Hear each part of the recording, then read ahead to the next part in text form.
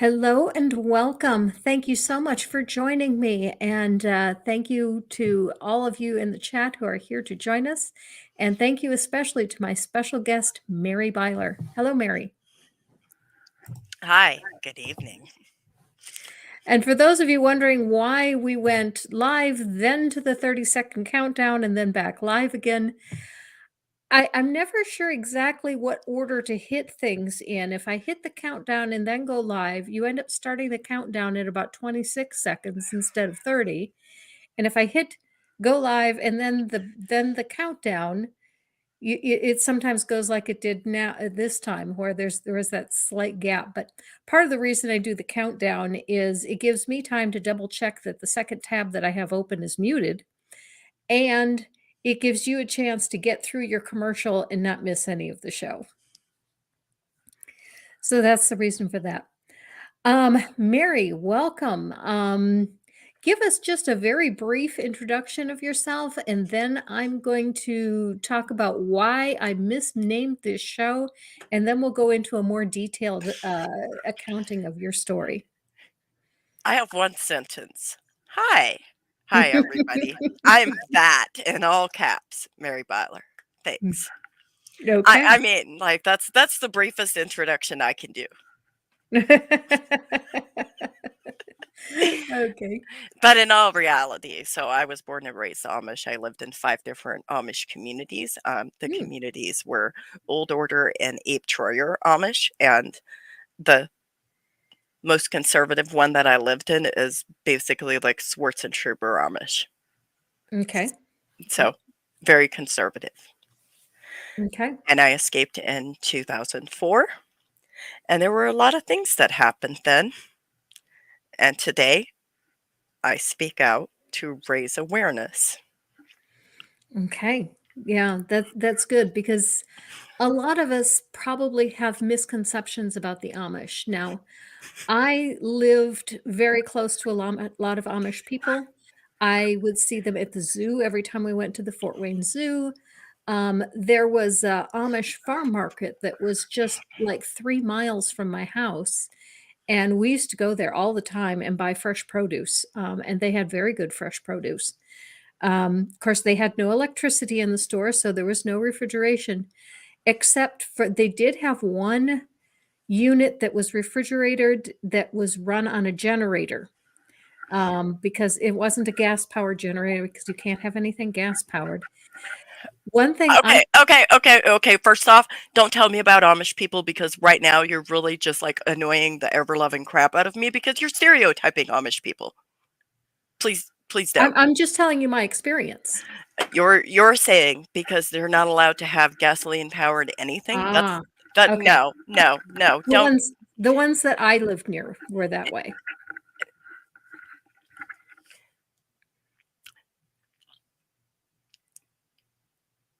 First off, let's get something correct right now. Okay. We're not here to talk about the romanticized version of Amish, which is when you, as an outsider, see exactly what they want you to see. You Ah, see what they want you to see, and they allow you to have misperceptions and stereotype them because it is too much work to correct all of those. It is too okay. much work to constantly be explaining those things. Okay. Okay. Um, as I mentioned, I really mistitled this video. It should have been "Escape from the Amish," not "Farewell to the Amish." And as I mentioned to Mary, I had a friend in Fort Wayne that did leave the community on friendly terms. She left because she wanted to be a nurse, and the community would not allow her to get an education. But her story is very unusual. She left on friendly terms and was welcome back anytime she wanted to come. Uh-huh.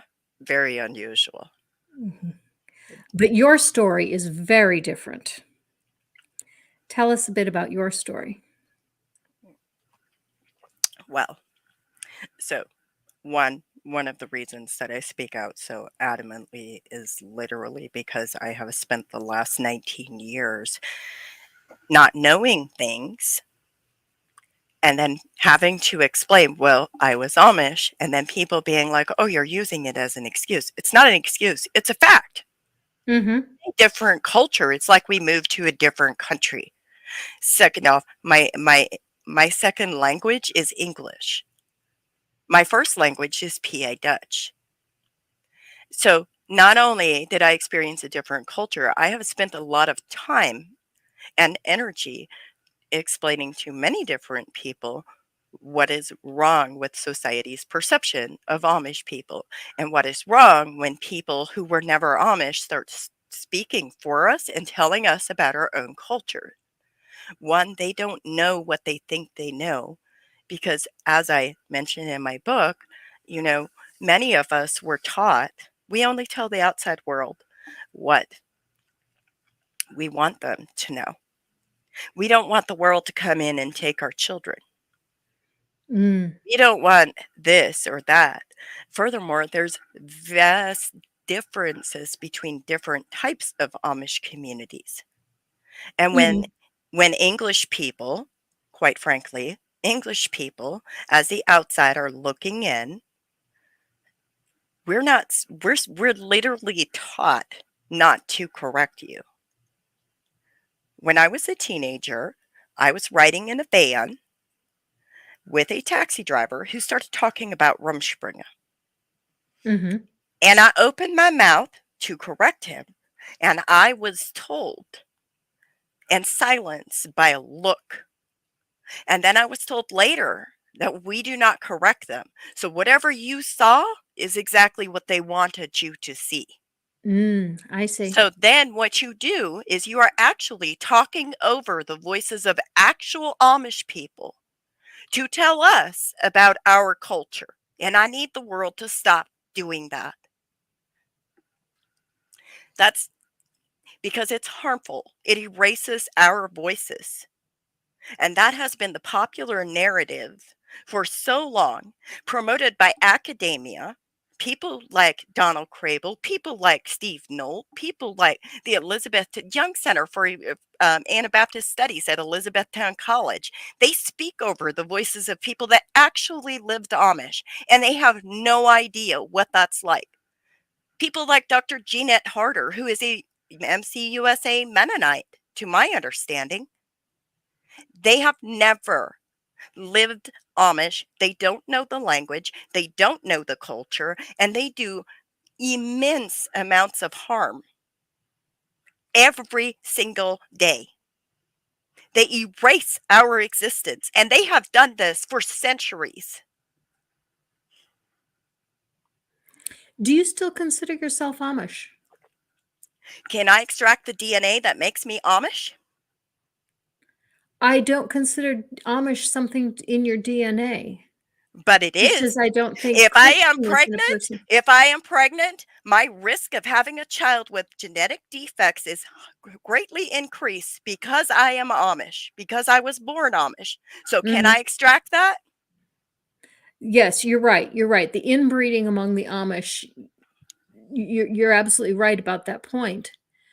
But what I'm saying is that I don't consider a person's religion to also be their.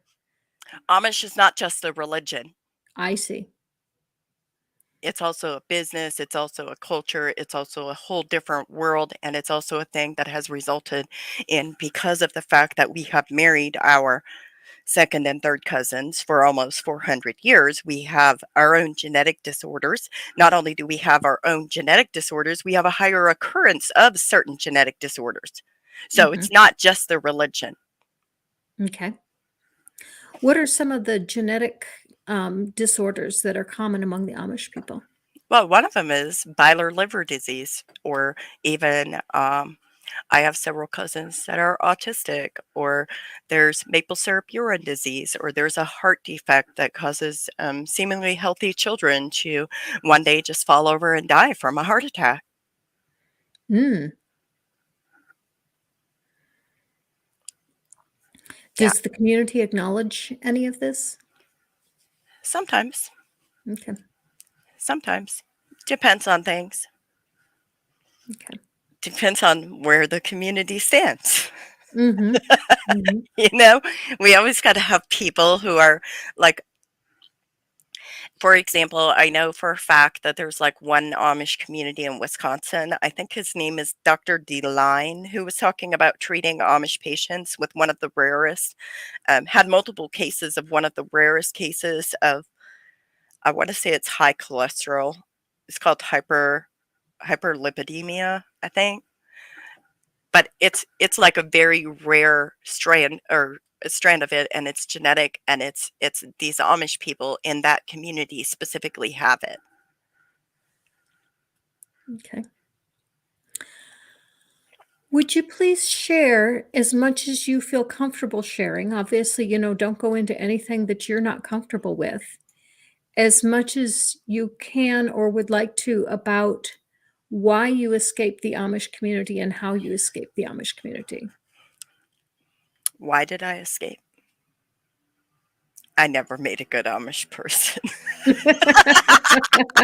let me let me just let me put that out there. I never made a good Amish person. I was never a good Amish person.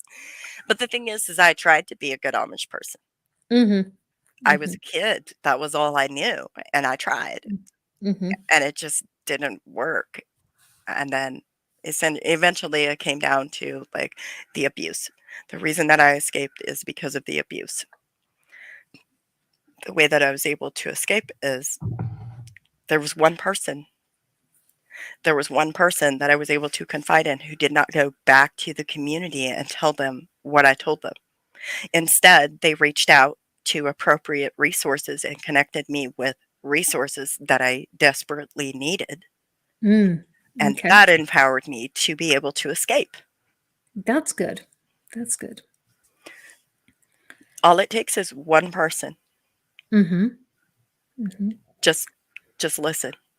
Because furthermore, one of the things that really drives me a little bit crazy is like, for example, when I was when I was 5, my biological sperm donor was killed in a car buggy accident, and the neighbors that we had at that time suspected abuse, but nothing was ever done to provide any form of intervention that led to safety.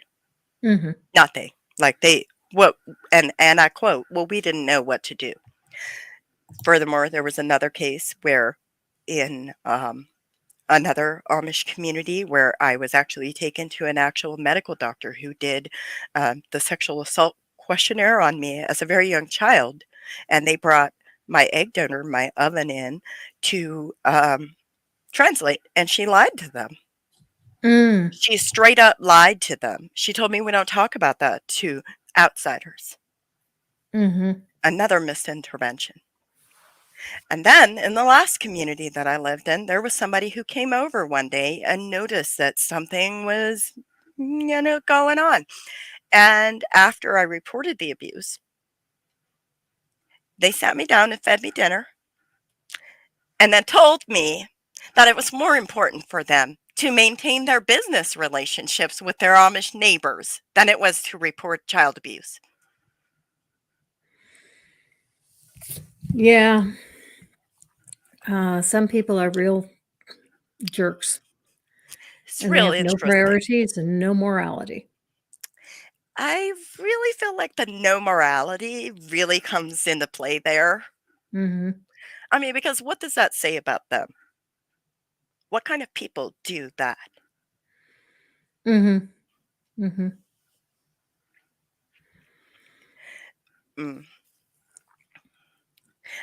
Because to me, I feel like that's the kind of person I don't want to be associated with in the first place.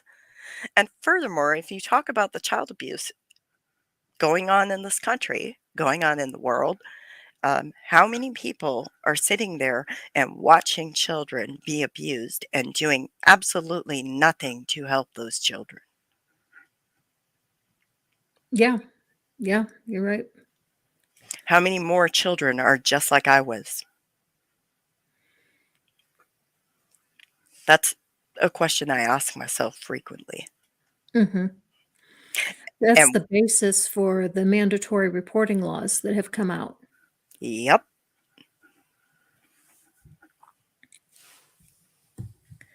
You Yep. looking at one of the comments? Is there one that Yeah. you want me to highlight? Is it the oops, that one? Yeah. Secretive people with horrible stuff to hide do that just like they did. Yeah, they do. Secretive people. Mhm. And furthermore, in my language, I didn't have language for my private body parts. I told the doctors my stomach may bother me, my stomach hurts. Mm. Mhm. It wasn't my stomach, y'all. Mhm. And Brian Stevens says, I think it's an example of skewed morality since the people have the belief that they are on the moral high ground. Speaking of the moral high ground, let's talk about this one. What about the people who sit there and literally pat themselves on the back? They're like, "Oh, I told them I would pray for them. I'm I'm I'm doing something meaningful." But are they really doing something meaningful? Mhm. I told them they just had to forgive and seek out healing, and I'll pray for them, and they pat themselves on the back and they want you to never speak of it again. Like, that's a skewed perspective, Mhm. Mhm. because you praying for those children, what steps have you taken? Come on. What steps have you taken to Are you provide talking about me safety? personally? No, I'm just saying Okay. in general, like these Okay. people that say this stuff, like what steps have you taken in general to provide safety? Mhm. Anyways, um, go You ahead. know, not talking about the Amish at all for a moment, but I do know that, at least in my area, a lot of the foster parents are people of faith. And so, not the Amish community, but the people of faith community, some of them do practice what they preach. Not all of them, but some of them. Yeah, Mhm, that's true. mhm, There are some people who are people of faith that I care about very deeply. But I'm saying, like when it comes to supporting abuse survivors, there are so many people that sit there, and especially when it's child abuse, and they fail to understand the effects of having repetitive childhood trauma. They fail to actually understand what it means to be supportive to those people. And they take it into their own hands and they tell these survivors how they're supposed to live their lives. They tell them what they're supposed to be doing and how they're supposed to navigate the aftermath of that. Here's the thing though, you can't do that. Number one, you can't do that because when you tell them what to do, where to go, how to do it, you know, you're mhm, kind of just taking over the role of somebody else telling them what to do. And we are all unique individuals, and the trauma that we have experienced varies widely in how it affects us and how we navigate the aftermath of it. Like when we fail to humanize people and see them as individuals and understand that trauma affects everybody differently, we fail to actually bring them humanity. mhm. Do you think that child abuse is more prevalent in the Amish community than it is in than in other communities? Well, I think that the research study that I co wrote with Dr. Tara Mitchell, Mhm, that had over 300 respondents, 172 were currently attending Anabaptist churches, mhm, and I believe over 300 were raised Anabaptist. Regardless, what we did is we gave them a definition of child sexual abuse. mhm. 49% of the responses said they had experienced child sexual abuse. Wow, that's high. Yeah, that is definitely It's higher than about the one general in two. population. Yeah. Yeah. Yeah. And when you consider that, we have to understand that the work that I do is absolutely could be could have reached more people that are survivors than non-survivors. It could also be that survivors are more interested in research that actually establishes the fact that child sexual abuse happens in these communities. That could be. Yeah. But we don't have access to other research studies to do a comparative rates analysis. Mhm. It also would be very difficult to do a survey within the Amish community because the surveyors would not be welcome or they would be lied to. Both of those. Both Mhm. of those. Mhm. So, one of the things that you have to do in order to do ethical research is understand that you're doing research with people. Another one is you have to understand like that the language barrier is more significant than people really think it is. They're like, Mm. "Oh, well, you speak English fairly well." Mhm. Tell me that when I'm looking for my Schravazio. And I've been out for 19 years. Mhm. Mhm. Next month it'll be 19 years. Okay. But tell me that. Tell me that when I'm looking for my Schravazio. And I cannot find the word for my Schravazio. So, anyways, the thing that you have to do is you have to provide safety. You have to provide anonymity. You have to provide a way that nobody is able to say you participated in this. So that's what we did. Mhm. All of our responses were completely anonymous. Everything. Mhm. We don't know who a single response was from. Mhm. You've told us a little bit about your book, and you've told us a little bit about your research. What else do you do as far as activism goes? Uh, well, I mean, in 2022, I collaborated with Jasper Hoffman, who founded the Plain People's Podcast, Mhm. and several other people, actually, more like almost 20 people. We created a how to report booklet Mm. and very carefully scrutinized it to ensure that it actually covers the language barrier and the language gap in a way that people can understand what they need to know if they want to report abuse from, like if they have PA Dutch as a primary language, or if they just come from a plain Mennonite community, they could also benefit from it. Anybody Mhm. could really use it, but Mhm. it was specifically created to bridge that language gap.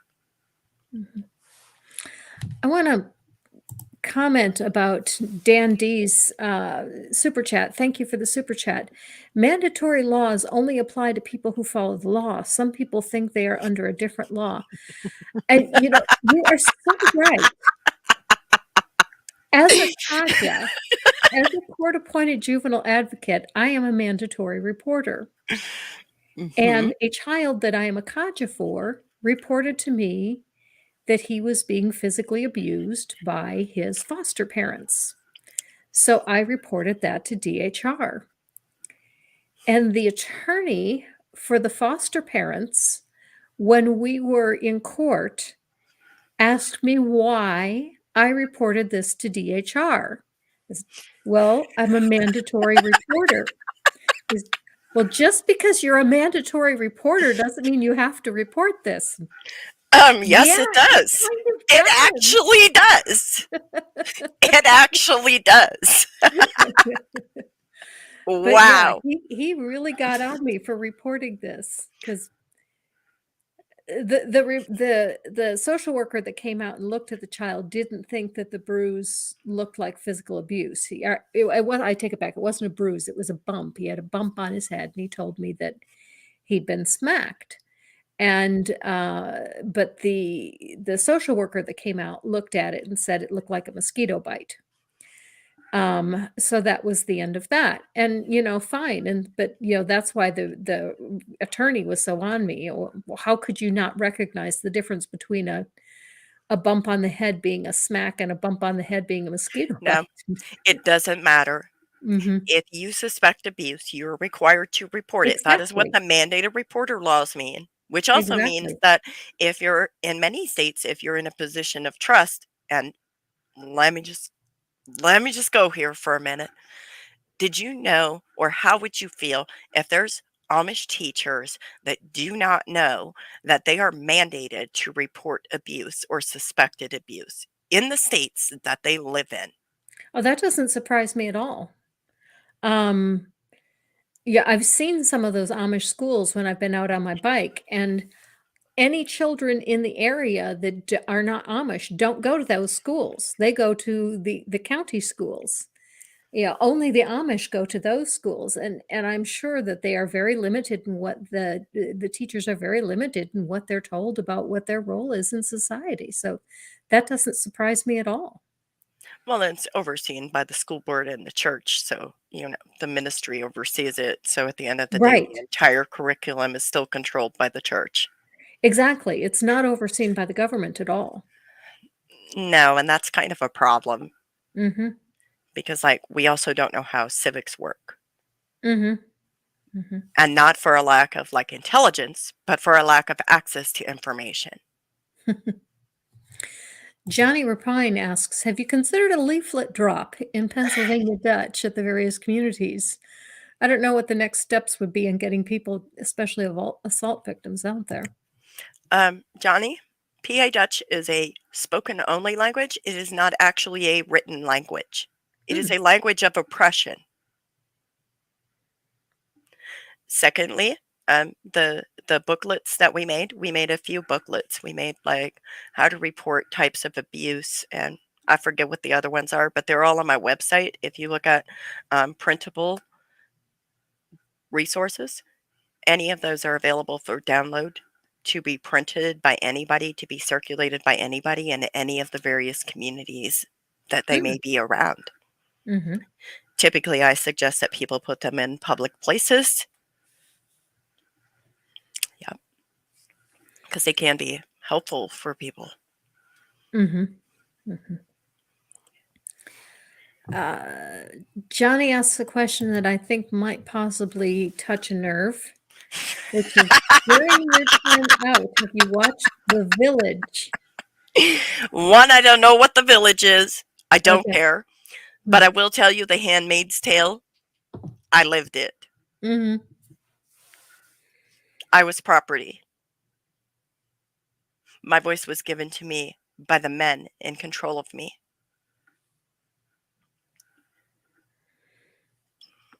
Mm. Would your parents have picked a mate for you at some point, or would you have been free to pick your own mate? Oh God. Oh God. Well, so it's more or less like you were supposed to, like, date. There's this illusion, and I kind of like detail like our community's dating practices Mhm. somewhat in my book. Um, but there's this illusion that we had choice, but really, like, if you were asked to let this boy take you home at the singing on Sunday evening, and you didn't say yes, like, it was talked about. Everybody knew. The next morning, everybody around the whole community knew. Your name is in everybody's mouth. And if you said yes, same thing. But it was for a good reason then. Mm. Unless it was Mhm. somebody from a bad family. Ah. And then it was Okay. talked about negatively. And then your parents might sit you down and talk to you about it. So there were good families and bad families. Oh, yes. If you came from a good family, your life was vastly different than those on the bottom of that caste system. Mhm. Did the system depend on was it mostly people who kind of bucked the system a bit that were on the low end, or was it other factors? No, not necessarily. Okay. So, like, for example, like if you got married and you couldn't have children, that could lower your social status. Or if, like, you were somebody whose parent died tragically when you were very young and the church had to step in and provide for you so that y'all didn't starve to death. Just the fact that you needed resources Mhm. would lower your social status. We have a very interesting comment from Billy Holdman Bass. That's a very good point. As a recently eloped Holdeman Mennonite, I feel I can't vote yet because I don't have a proper civics education. The only thing I would say to that is, there's plenty of resources out there. Yep, you can find the information, Billy. Mhm. I mean, but it might take time and Mhm. energy to digest it all, especially because, like, I know what kind. Yeah, Mhm. especially, yeah, time, energy, effort. You'll get there. Mhm. Mhm. And Johnny says, on a lighter note, have you seen Weird Al's Amish Paradise, and did it I make you just laugh love or how people angry? make money off of the Amish name and mocking us and telling lies about us. I love it. It's Mm. great. Makes me so happy.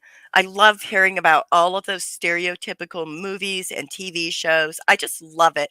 Makes me feel like my life would never be complete without that. Okay. Oh, and that was sarcasm, by the way. I'm sorry. I'm surprised I did it with a straight face. Billy says, I'm studying now. Good for you, Billy. Good on you. You'll get Yeah. there. You'll get there. But yeah, Yeah. it does take a bit to be able to navigate the system and to be able to understand. And I do understand not wanting to vote for someone that you don't realize is a terrible Mhm. candidate. Right. Right, like, you just like, it's such a whole different world, like, for example, like, so we would have in the church, like, they would ask once you were baptized, they would ask the women and girls, if they were "enig mit the rot," which means, like, "Do you agree with the vote?" And I was told that I was to vote the same way that my stepfather did because, again, like, the illusion of choice is there.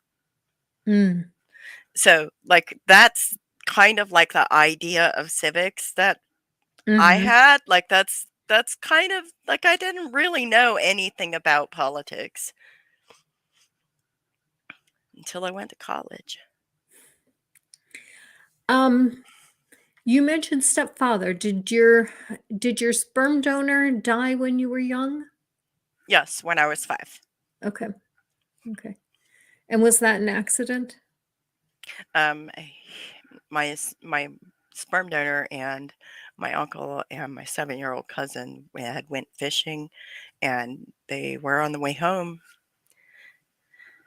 and, a truck hit the back of their buggy. The only thing Mm, left of the buggy was a wheel.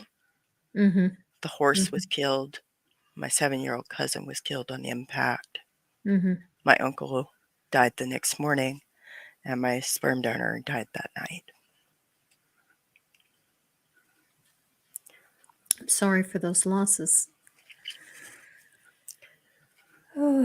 Um, let's see. So I also understand that you identify as LGBTQ. Yes. Mhm.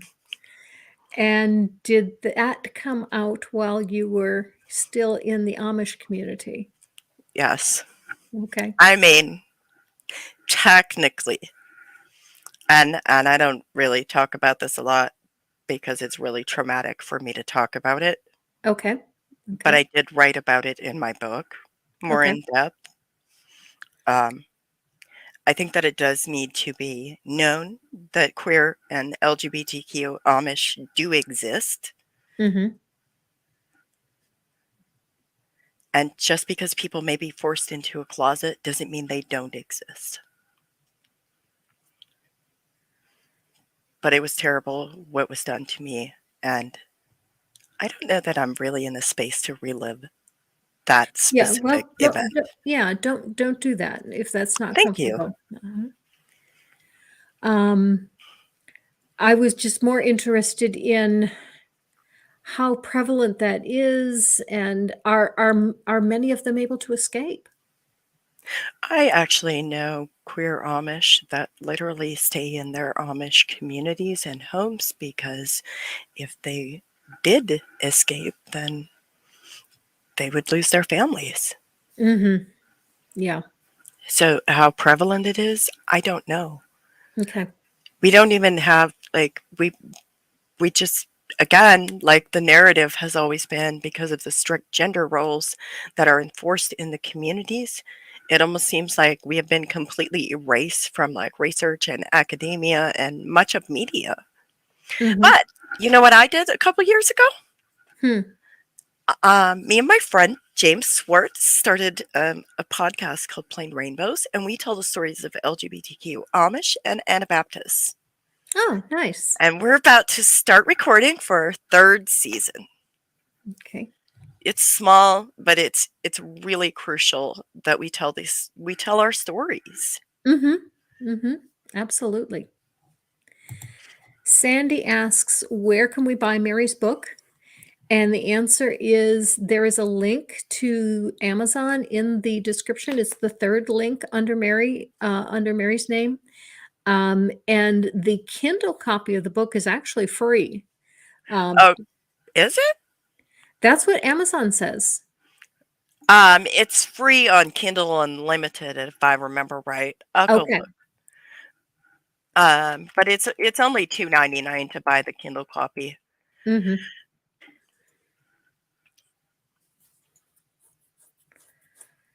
Yeah, Kindle Unlimited is free. Okay. Ooh. Yeah, Johnny asked a question that I was planning to get to, and it's a very good question. So far, we've mostly touched on your escape from the community. Where do you currently stand on faith? Well,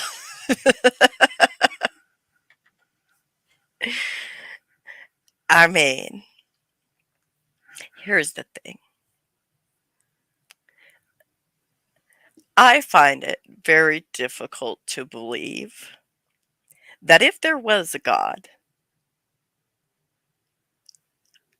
that this God would be a sadist who gets off on watching children being raped and begging him for mercy. Mhm.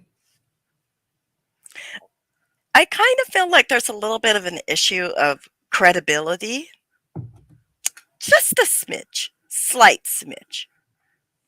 Because one of the things that I did is back in 2006, I started going to different kinds of church services. Mhm. And I reread the Bible again. I've read the Bible multiple times, okay? And the more I read the Bible, the more I became convinced this book is Bunkers? it's not for me. It's not for me.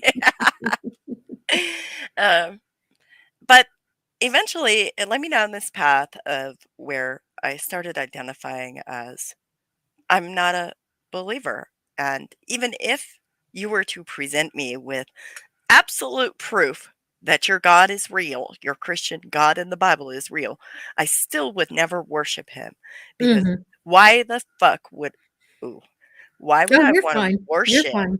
a sadist who gets off on children being raped and tortured and murdered? Well, hey, the God of the Bible murdered children himself.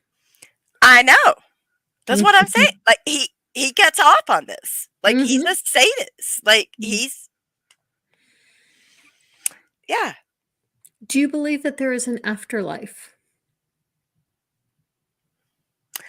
You know, I kind of go back and forth on that because Mhm. sometimes I'm like, no, there's no afterlife. And other times I'm like, yeah, there is. And then I'm just like, but there's no fucking evidence that it really exists. Mhm. Mhm. Where's the evidence?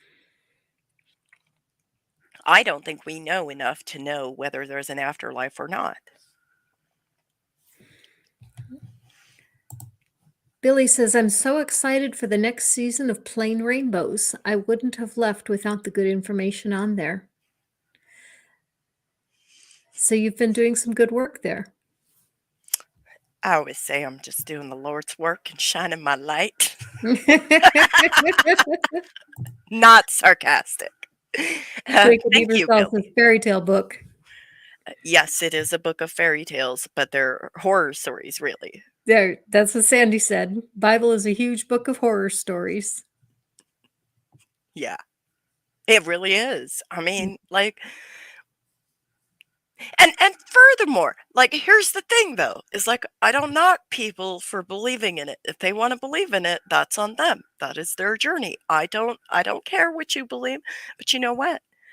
Don't tell me you're going to fucking pray for me. Do not tell me you're going to pray for me because that will save me.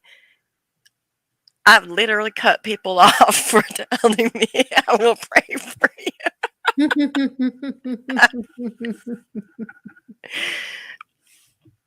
For me, it makes a difference what circumstances I'm in and my mood that at that moment. I think it makes the biggest difference who it is. Mhm.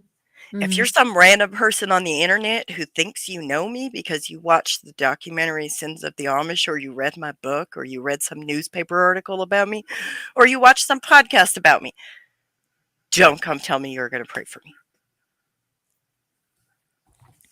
Johnny has another question. He says, "Please excuse any stereotyping. What were the logistical hurdles to building your life outside? I've heard the Amish don't have social security numbers."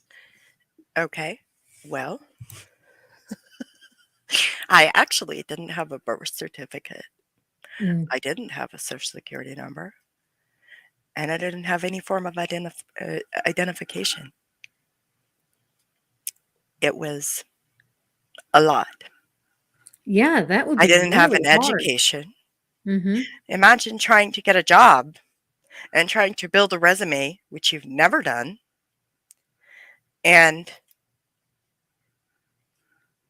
you don't have all of those documents. And when you go trying to get those documents, you have to have people write certified letters, notarized letters, to verify that you actually exist as someone born in America. Mhm. And of course, they're not gonna cooperate. Hmm. And then trying to write your resume with people that no employer can contact for a good reference. Mhm. And then trying to take Amish girl work experience and putting it in English resume. No, y'all. Just no.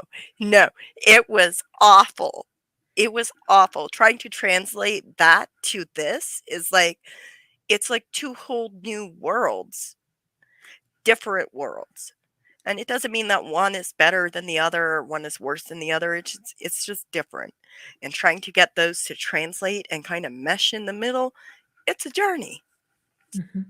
How old were you when you escaped? 19. Okay. Yep.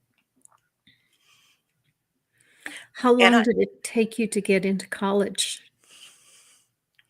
I escaped in 2004 and I got my associate's degree in 2010. Okay. Okay. Took a minute. Yeah, I imagine it would. There was a long process there. Hmm. Were you able eventually to get a birth certificate? Yes. Okay. Yes. Eventually. It just took time Mhm. and a lot of legwork and a lot of phone calls. And part of it is like I wasn't even born in the state that I escaped from. And so it was like you had to like, oh my God, go back to Pennsylvania where I was born. And then it was just like this, like, what are you talking about? And it's like, but I was born in your county. Just give me a birth certificate.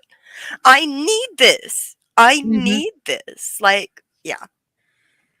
Were you born at home or were you born in a hospital? Well, here's a fun fact. Hmm. So we commonly say were you born in the church? Mhm. Yep. Yep. Okay? Mhm. There's people who feel that statement is very, very inaccurate. And Mhm. here's my argument against that. My argument is this. So if we have church in our homes and I was born at home in the home that we had church in, does that mean that I was born in a church? I mean, logically, let's Mhm. talk about the logics here. Mhm. Mhm. The main reason I was wondering is I was thinking if you were born in a hospital, it would be a lot easier to get a birth certificate than if you were born at home. Right. Because if you're born in a hospital, then there would be a record of birth, or there should Exactly. be a record of birth at the hospital. Mhm. Yeah, no, I was born at home. Johnny asks, as far as reading the Bible goes, were you reading it in German or in English? And did you use the King James version or a different version? So, our Bibles were written in Hochdeutsch, which is the third language that I learned, and they were the Luther Bibles. Oh, That okay. was the original Bible that I read. And then I read the King James Version in Mhm. English. Okay. Not impressed. Mhm. Mhm. Is there much difference between the 2? There's things that just don't translate well from German to English and vice Mhm. versa. Just like there's things that don't translate well from PA Dutch to English. Like it just doesn't translate properly. It loses meaning in the translation. Mhm. And I think that's something that really stuck out to me in reading different versions of the Bible is like how much language makes a difference. Mhm. Mhm. Johnny has a lot of questions. With all those hurdles, would you consider the Amish communities missing persons? I'm not sure what you're asking. Like, are there missing persons there? Or I think what he means is because so many of them are undocumented, you had no birth certificate, you had no identification whatsoever. Are these people that, as far as the government goes, they pretty much don't exist? some of them? Mhm. Some of them, yeah. They pretty much don't exist. All right, y'all. I'm gonna get on my soapbox now. Now we're gonna really talk. What do you mean by not being educated? How bad is Amish education, especially for girls? Do you want me to read something to you? Go Because ahead. like, I have a whole like 15-minute video on Amish education on my YouTube channel if you want to go listen to an in-depth review of like Amish education and what it does to us. Okay. However, comma, pause. Here's the thing. Amish education in 1972 with with the Wisconsin versus Yoder court ruling, Supreme Court ruling, which what happened was Wisconsin wanted to make Amish children go to public schools. And some Amish communities at that point in time actually had their own parochial schools. However, in Wisconsin, they were trying to say that these children deserved education. Well, they were overruled in the Supreme Court ruling. Mhm. So nowadays, here's what happened is now we have Amish ministry overseeing the school board. The curriculum is heavily moderated by the church. We have reading, writing, arithmetic, maybe some phonics, maybe some history and geography at the end of your schooling. And we learn German in school. Our entire curriculum doesn't even begin to cover it is not even comparable to the curriculum in public schools. It is so vastly different. And we stop schooling at 8th grade. We don't actually get an education beyond that. Education is often frowned upon. And Furthermore, they take people who have only received those kinds of topics. There are some Amish communities that will now have like safety classes and stuff sometimes, like safety with like farm equipment and stuff like that. And others won't, they won't even do that. That's too going too far, you know. It's Mhm. just a little bit too far. Um, but they have these people who have an eighth grade education who become ordained as ministers and deacons and bishops. And how they become ordained is basically a popularity contest, because what they do is they'll have church members take a vote for whomever, and then they'll compile the votes, and whoever receives so many votes gets a book. The person who pulls the book with a piece of paper in it is the person who's the new minister, deacon, or bishop. The only thing is with the bishop, it has to be somebody who's already a minister. So at that point, we are often taught to go seek counseling from our ministry. You tell me what qualifies our ministry to provide trauma counseling. Mhm. Mhm. Is there any difference between boys' education and girls' education? We all get the same Okay. information pretty much, Mhm. in my experience. Mhm. And then after 8th grade, are you expected to work? Yes. Okay. Well, and when you get to a certain age, many Amish children have their toys taken from them and they're told it's time to work now. Way before 8th grade. Oh, I was 8. so you stopped going to school at age 8? I didn't stop going to school, Oh, you just but had to work once you got home. I had to work before and after school. Okay. Okay. And the And what school children would clean the schoolhouse. Mhm. Mhm. Mhm. What were some of the jobs that you had? It wasn't jobs like, you know what? I didn't have jobs. We weren't that's not how that works. Like, Okay, chores then. no, we had chores, right? Like, so Mhm. for example, like we had an 8-bedroom house, and I was responsible on Saturday to clean the entire house, and I was supposed to like dust everything and wash all the windows and clean all the furniture and mop all the floors. So there's that. Mhm. Mhm. Did you live in a farming community? Um, when I got older, yes. Okay. The thing is there's many people that many communities that have farmers, but they also have people that are employed in other ways, Mhm. Mhm. more than just farming. Mhm. Mhm.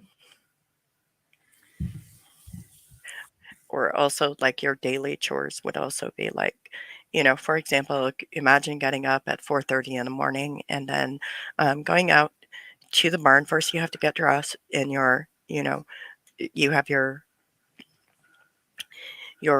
dress you have to put on with your straight pins and your apron, and then you have to put on your jacket and go out to the barn and milk 4 cows by hand. And then you come in from the barn and you peel a 13-quart bowl full of potatoes and you grate them up, and then you fry them, and you fry some sausage for breakfast, and you maybe make some gravy and fry some eggs, and then you spend an hour eating breakfast, wherein your stepfather or your father will sit at the head of the table and your mother will sit on his left, starting with the sons to the right. Food will be given to the stepfather first, usually, and then passed around to the left, to the right, always, like it goes counterclockwise around the table. Mhm. So you get whatever is left after all the males in the house have eaten. That's just before 9 a.m. Mhm. Mhm. And then you have to go to school. Not only that, before you can go to school, you got to pack the lunches so you can go to school. Mm. And then you have to put on your school dress because you have to change clothes to go to school. Mm. Okay. Mhm. And then you got to clean up the breakfast dishes Mhm. and all of that. But yeah. And if you're no longer going to school, then it might be like the work, like if it was a Monday, we had assigned days for certain chores. And there was like the war between neighbors to get their laundry out first on a Monday. Oh, there were limited clotheslines? No, it's like a sign of pride to like Ah, not even okay. pride. Well, we can't be prideful, right? But like, Right. I'm gonna beat her at getting my laundry out today. Okay. Okay. It's She kind of a got her laundry competition. out at yes, she got her laundry out at 7:30, so I'm gonna do it at 7. I'm gonna find a way. Yep. So if it was laundry day, I'd be responsible for like going upstairs and grabbing laundry from every single one of those bedrooms. And a lot of times, like, there were people that would just throw laundry anywhere they wanted to on the floors, and there would, whatever. How is your life today? How is my life today? Mhm. What do you mean, how is my life today? Vastly I different imagine you're from a that. I imagine you're a much happier person. I imagine that you are much freer. But I'd like to hear in your own words how you feel about life now. My life is meaningful now. Mhm. Mhm. And I've been able to build connections with people that mean something to me. Mhm. And I think that's actually really incredible because I never dreamt that I would be able to do that. Mhm. Well, that's wonderful. I'm glad you have some good people in your life now. I do. Definitely. Yeah, Billy. I actually have a dumb story about baking bread. So I was like 12 or 13 years old. I don't know which one. But I'm in the kitchen. It's like half dark. We only had the oil lamp on, and I'm like, I'm kneading bread in a 13-quart bowl. I'm kneading the bread dough, and and I thought something ran over my leg, and I literally screamed. And turns out my brother had a hamster, and the hamster had gotten out and ran over my leg, scared the bejesus out of me. And so that's what happened to your faith. It just ran right out of you. It just ran away. Yep. Ran away. It happened because of the hamsters. Yep. Sandy says your life now is meaningful and colorful. Yes. Mhm. Yes. I would definitely say that it's meaningful and colorful.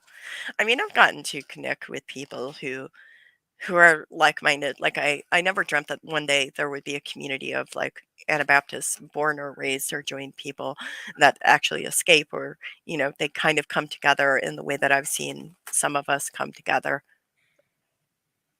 I never thought that could happen.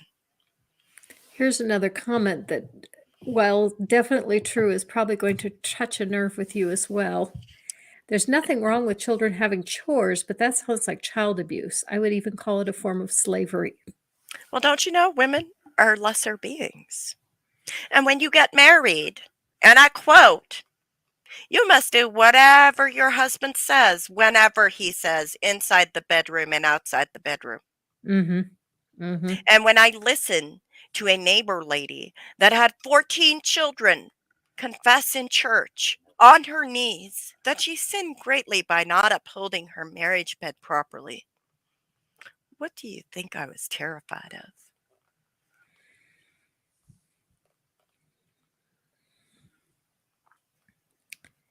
I mean, yeah. That's why my parents left the Catholic Church. Oh. They had 4 children, and it wasn't a thing so much about, not wanting. They just didn't want any more children, and the church told them they couldn't use birth control, and they didn't want to stop having sex. They just didn't want the children. So they said, Uh-huh. "Something's gotta go. The church has gotta go." I mean, but really though, she gave birth like 14 times. Mhm. What did Our she next do? No, I'm too tired tonight. Yep, yep. Like, no. Yeah. Our next door neighbor had 8 children, and it drove her out of her mind. She literally could not handle 8 children, and they were Catholic. It was the same thing. They were Catholic, but instead of giving up the church, they just kept having babies until it literally drove her crazy. Yeah. I mean, I had 8 brothers, a half sister, 9 stepbrothers, and 5 stepsisters. Yeah. I'm I'm Yep. Have any of your sisters been able to escape? No. Hmm.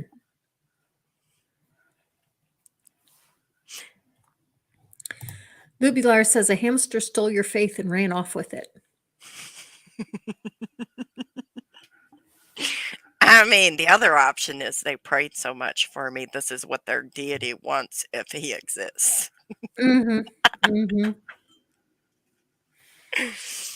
Yeah. And Johnny says 14 surviving children, there's no telling how many miscarriages. Or even stillbirths. Mhm. Mhm. Yep. That's it's really, really tragic when you consider it, the lack of bodily autonomy inside of cultures where the patriarchy is very real and very alive today.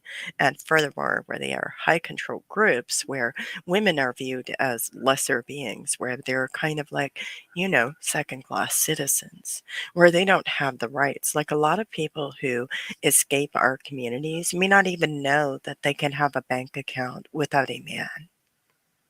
Without what? A man. Oh, uh-huh. Like that's kind of a big deal. It's like they Mhm. don't know. And so the more information we can give people, the better. Because when you give people access to information, you are giving them the opportunity to learn more. You're not telling them how to live their lives. Let them be Amish, but let them have information. Mhm. Mhm. It's kind of my opinion. Except if you give the women the information, most of them still can't act on it unless their husbands give them permission to do so. When you empower people and you educate people, they will find a way. Mm. I don't see a whole lot of difference between the Amish community and the Muslim community in some respects. Now, obviously, they're very different cultures, Hmm. but there are some aspects that are very similar. The control of the women, telling the women what to wear, telling the women where they can go and who they can go with. And how much money they can spend, or, if they can spend any money at all. Mhm. Yeah. Another similarity I see between your story and that of many Muslim women is, um now I lost my train of thought. Oh, the family aspect. That, when you leave the Muslim community, you lose your family. Most families will not have anything to do with you if you leave. Hmm. Because they'll shun you, Mhm. Mhm. even though they probably don't call it that.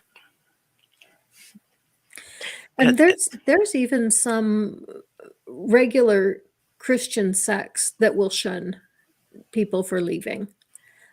Dave Warnock, in his story, talks about being shunned by his church and even his own family.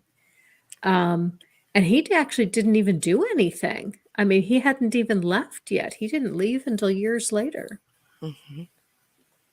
It was just a It's form of control. well, see, there's this other thing, this phenomenon where it's like we're often taught that to love your children is to hit your children. Yeah.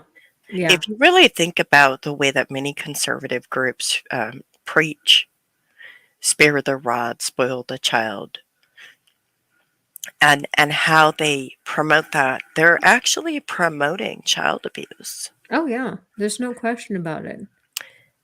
I was in a Bible study once where I was just absolutely flabbergasted when the mother of a child who was about, 13 or 14 months old, and the child was getting into something, and she slapped the child's hand and said, "Boy, I'm just so glad the Bible tells us to beat our children." And I'm like, "You've got to be kidding. The, Why?" the Bible tells us to beat our children. No, Mhm. just no. Why would you want to sit there and literally traumatize your children from the ground up, from the moment they take their first breath? Mhm. I s I still hear people, adults today say, "My parents beat me and it didn't do me any harm."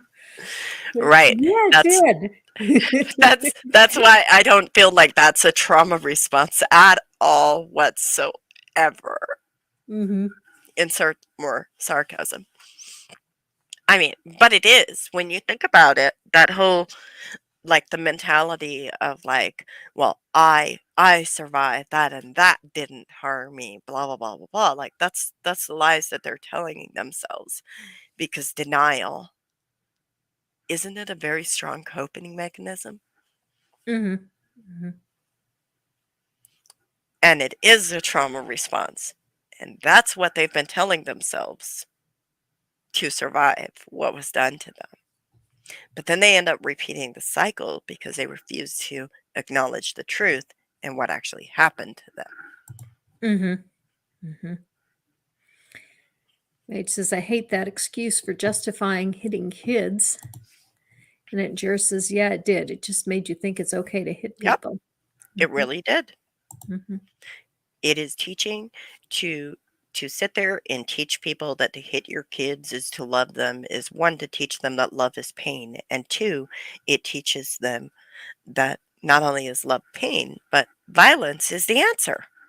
You have problems? I got violence. That's what you as a parent are teaching them. So I don't care if it comes from your religion. I don't care if it comes from how you were raised. I don't care. I don't care where it comes from. But that's what you're teaching your kids when you do that. Mhm. And I will say that as somebody who very much did the whole like that whole thing that you were talking about. I did that. I spanked my own kid. Mhm. And I regret that. And I will always advocate for parents not spanking their kids, not hitting their kids, because I was wrong. Because it is teaching your kids that violence is the answer. Mhm. Mhm. And it also doesn't teach the kids what you're trying to teach them. They don't learn not to do the behavior. They learn try to cover it up. They learn the consequences of misbehavior as violence, not how do I correct my behavior? It's how do I avoid the violence? That, that. And I will say this is if you feel like you're struggling parenting, I actually read a parenting book that really made me feel like I learned a lot. And it's called The Explosive Child by Dr. Ross Green. And one of the reasons I talk about this book is because this book talks about other ways, other ways that you can parent. And he has like actual strategies for how to reach your children, how to communicate with your children, and how to do so in a healthy way. And when you grow up in a violent culture like that, you do not have the skills. And I'm here to tell you, I'll be the first one to tell you, we did not have the skills. You have to go and educate yourself and learn those skills and practice those skills. And the more you practice them, the better you get at them. Mhm. Sandy says, I think if you were caught being sarcastic, you'd get beat. I did. Yeah, Sandy, I did too. Best way to get a whack across the face real fast. I mean, but I was a good Amish girl. Now, But actually, I did go the opposite route of you. Is the thing that I learned was keep my opinions to myself. Because if dad doesn't like it, you're gonna get whacked across the side of the head. I didn't wanna get whacked across the side of the head, so I just keep my opinions to myself. what is it with these conservative religions teaching their kids that you just whack somebody in the face? Like, what? Uh, My that, dad wasn't religious. He was secular. how is he secular believing this? Like, what is it But with the. he left the church when I was 7, and he no longer believed in God after that. Now, he still believed in beating kids because actually, that's something that we've been talking about as a family as we've been trying to figure out is my dad was a violent man. His brother was even far more violent than my dad was. Mhm. And when I started talking to my aunt, who was the youngest children of the 4, of my dad and his siblings, she was just absolutely shocked to learn what her brothers had done because she said, "We weren't raised like that. Our parents never beat us." So she said, "I have no idea why my brothers were such violent men." Wow. But so I don't know. They seem to have started the cycle themselves. I don't know. My But favorite story to tell is the time that my younger brother stirred his ice cream and said, because he wanted soft ice cream. And when he did that, my dad whacked him across the side of the head. And my mom tipped her bowl toward my dad and said, "I stirred my ice cream too. Are you going to hit me now?" Now, my dad would never raise a hand to my mother. I know some families aren't like that, but my dad would never raise a hand to my mother. yeah, many families are not like that. The other Mhm. thing, like you were talking about your siblings, they were not raised that way. Here's the thing, is like s- when when you have people that are raised in like certain environments, even though you have the same parents, you may have different experiences. And that could be part of what is coming out Mm. with your Mhm. brothers when you think about that. Is like Mhm. just because, you had this experience and your sister had this experience, and then your brother might have like a whole other experience that y'all may not be aware of. Mhm. Mhm. Mhm.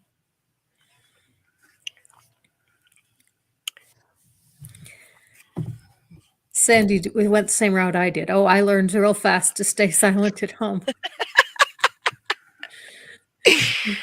But they also said kids should be seen and not heard. Now, my parents never said that. Oh, mine did. Oh. But my dad was very sexist, and one of the most sexist things that he did that I've brought up a few times is, boys were allowed to watch Monty Python's Flying Circus, including my brother, who was 4 years younger, but girls were not. That's a boys' Oh, show. well, I see that and I raise you. Okay. You know where it says that it's, oh God, what is the translation? Because it says "Ir so te ubricate unotonse." It's like, it means like be compliant with the government, for God has appointed the government. When Mhm. I read the Bible and I asked my mom about it, she told me to go ask my stepfather about it.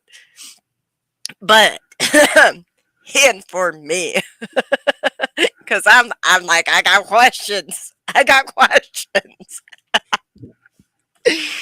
Why do we not comply with the law? If this is the truth, then why are we exempt from the law? Why do they why do they do this or blah blah blah blah blah? And he told me that because I'm a woman or girl, I can't possibly read and comprehend the Bible properly. Oh, okay. So I Okay. can't even read and comprehend properly, so I should just go back to my corner. Now, I would never have the guts to say this as a child, but I would love to have seen someone respond to that with, "Oh, then I guess I shouldn't go to church either since I obviously don't know what's going on." I mean, like, see, the thing is I'm very autistic, and that comes out in many different ways. Mhm. But I was also very autistic when I was a child inside of a community that values conformity. Mhm. Mhm. And so, like, I felt like when I escaped, I felt like I became free. Like I was free to be me. Mhm. Exactly. And Exactly. and I still feel like I just feel like, oh my god, like sometimes I just wish I could as a parent, like I wish I could convey the amount of like freedom that I see and the differences that I see, as a parent between the parallels of my child's life and my life. Like it's like holy unfathomable. It's a world of differences. It's Mhm. unfreaking believable. Like, just it's so vastly different. And then sometimes I have to wonder and I have to ask myself, like, who would I be if I had been given the opportunities that were given to my child? Mhm. Or Mhm. even just the average child in America? Who would I be? Mhm. Yeah, that's a really good question. But then I'm like, that wasn't what I was given. Okay, we're going to practice radical acceptance now. Although in radical acceptance, sometimes that means accepting that some people are toxic for you, and it is what it is. But It Aunt Jer says, "Literally everyone in my family is sarcastic. I couldn't get in trouble for sarcasm. I learned it from my parents." oh my. Johnny says, "God sets the example. Ultimate authoritarianism. Might makes right. Do as I say, not as I do." I actually wrote a college paper on authoritarianism parenting and how bad it is. Mhm. Mhm. no. Just yes, but no. It's here's the other thing is that like when you understand that what you behavior behavior is also communication when it comes from children. But when you understand that, like, the behavior that you as a parent display is also teaching your kids. You can say one thing and do whatever. Whatever you do is always going to outweigh what you say. Mhm. Mhm. So, whoever that God is, Johnny, is an asinine idiot. One of the reasons, I get so frustrated with the current political climate is that they are trying so hard, at least, you know, the right is, to move us into a more authoritarian type of government. They want to take away bodily autonomy. They want to erase the transgender community. They want to limit who can vote. Uh, there's so much in the political right that is trying to make an authoritarian government, and frankly, I just don't get it. I don't get why anyone would want this. You know what always baffles me? Hmm. It baffles me when these people who are professed religions that follow biblical teachings, supposedly, and they fail, completely fail to understand that their own fucking religion tells them that everybody has free will and people are allowed to live their fucking lives however the if they want to. Uh-huh. Uh-huh. So why do they get to come in and take over our bodily autonomy? But it's okay when the pastor's kid wants to have an abortion. Okay, let's really go there. Come on. Why is it okay? Why is there such a double standard there? Mhm. Yeah. There's no question about it. Johnny says, linguistically, German has built in 90s sarcasm. You can insert nicht at pretty much any part of a sentence to negate things, especially at the end. The classic, "Oh, nice shirt." Not. Nay, nay, it's not good. But no, it's really interesting how there's such a double standard. And the other thing is when you start talking about, I don't know, did you see that Justice Kavanaugh was trending on Twitter the other No, day? I haven't been on much of today. It wasn't today. It It was a wasn't couple today? days ago.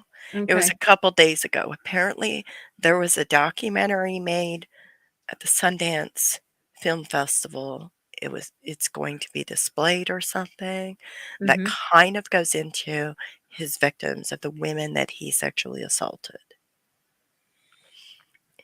I don't understand why people think that we should install people who are perpetrators of that kind of violence towards people in positions of authority and power. Mhm.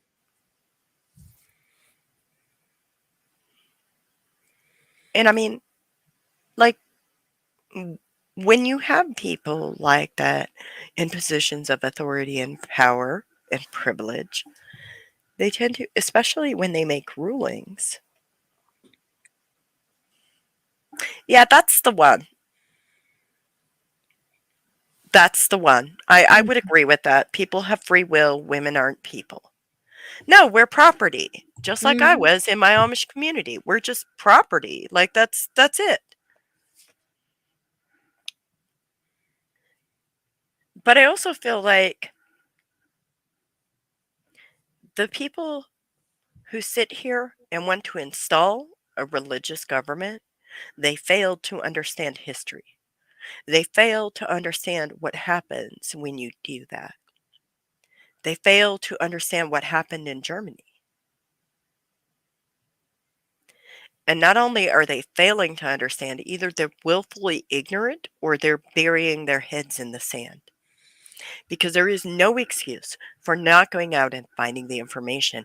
We just literally heard from somebody who said, I don't feel capable of voting, so I'm going to educate myself. So they are choosing to not educate themselves about history, to not understand. Like, for example, what has happened? Let's talk about the wall for a minute. What has happened with every single wall in history that has been built? What happened? It eventually gets torn down. Exactly. So why spend the money to build a wall in the first place? Mhm. Well, I thought one of the stupidest comments ever that Trump made was that if you don't have walls, you're not a country. How many countries are surrounded by walls? The answer is one, the Vatican. So the Vatican is the only country on the face of the earth? I didn't know the Vatican was a country, but I mean, maybe It I is. should go to. Is it? Mhm. The Vatican is a country. It is a separate country, Wow. and the Pope Okay. is the king. Okay, but that's one country. There's so many other countries. Mhm. Mhm. And typically when people build walls, seriously, like it oh my god. It's just mind-boggling. It's mind-boggling. I just don't understand it. Yeah. It doesn't make any logical sense to me. No, it doesn't. It doesn't. We're getting to the end of our time now. Are there any final thoughts that you'd like to express before we wrap up? Well, I want to thank you for having me. I also want to thank you for um, correcting the leaving to escaping, and listening to my kind of like rants about like the whole thing. Because here's the thing: is people have told Amish stories when Mhm. it's not their story to tell, and they've been doing this for so long that sometimes it really feels like I'm screaming into the void. Mhm. Mhm. Sometimes it really feels like disheartening. But then other times I'm reminded of like why I do this. And the reason why I do this is because there's others like me. There's others like me that are escaping. There's others like Billy that are escaping. Mhm. There's Mhm. others that are finding their way to find a way to survive the aftermath of what they experienced in their communities. And there's also people that are in the communities that listen to my podcasts, that come listen to some of the things that I have to talk about. Mhm. Mhm. Some of them read my books, my book. Some of them read my blog posts. But at the end of the day, what it's doing is giving people access to information. And it's also making Amish people human. Because typically, when you respond, when people find out that I was a born Amish, they expect things from me. They expect me to teach them to bake and cook and clean and sew and garden, all the stereotypes. And I'm here to tell you I don't know anybody that. But you know what? They also expect me to tell them why I left. And when I tell them why I left, a lot of times people will respond with, but I love my Amish furniture, or, but Amish make great furniture, but didn't you learn how to cook and clean and garden and sew? But you know what? Here's the thing, I could have learned all of those things without the immense amount of trauma that I experienced as a child. Absolutely.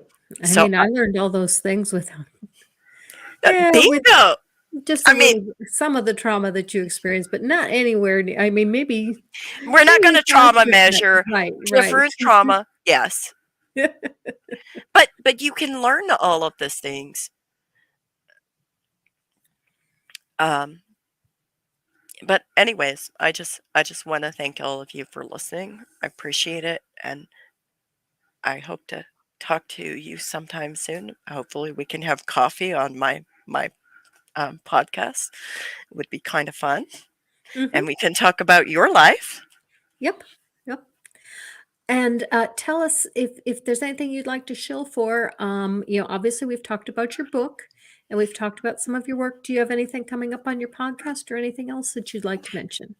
Oh, on Saturday morning, we're supposed to meet to discuss this wonderful booklet. I mean, there's a series of booklets published by an Amish publisher called Pathway, written by an Amish minister, unnamed, republished in 2018.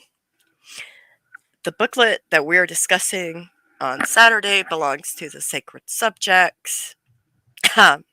It's called I Wish I Could Have Confided in My Parents.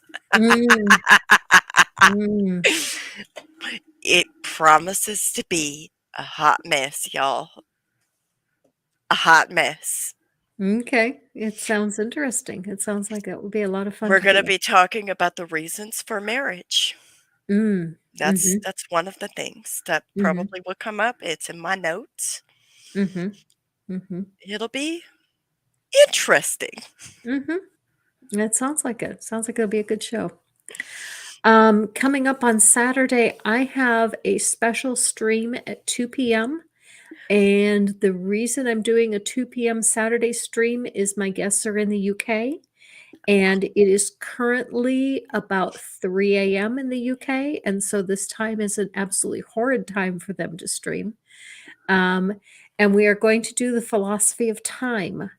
We're going to talk about how time and the understanding of time and how that relates to the Bible and to theologic notions about time and about God being timeless and so forth. Ooh, that promises to be interesting. Mhm, mhm. So thank you everyone in the chat for your comments and questions. It has you've added a great deal to the show, and thank you so much, Mary, for coming and sharing your story. Thank you. Live your life. Your best life.